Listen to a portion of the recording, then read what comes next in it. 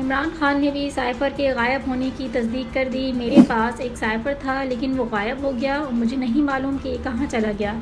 ये बात चेयरमैन तहरीक-ए-इंसाफ इमरान खान ने कही। तफसीलात के मुताबिक चेयरमैन तहरीक-ए-इंसाफ इमरान खान ने भी मुबैना धमकियों की तस्दीक कर दी।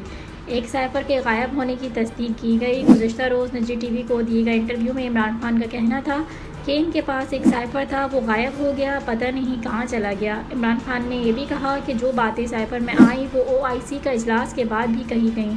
उन्होंने मुल्क का नाम नहीं बताया, हालांकि इसकी तरफ इशारा किया।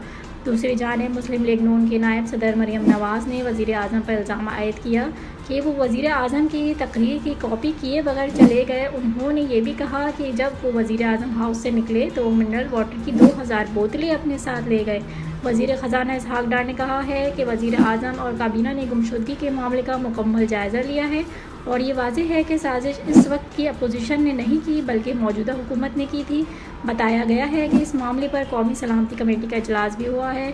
हमारा अक़ीदा है कि वो इस मामले को अंजाम तक नहीं पहुँचाएंगे और ये कि साइफ़र के हवाले से जो कुछ किया गया इसके लिए माज़रत की ज़रूरत नहीं।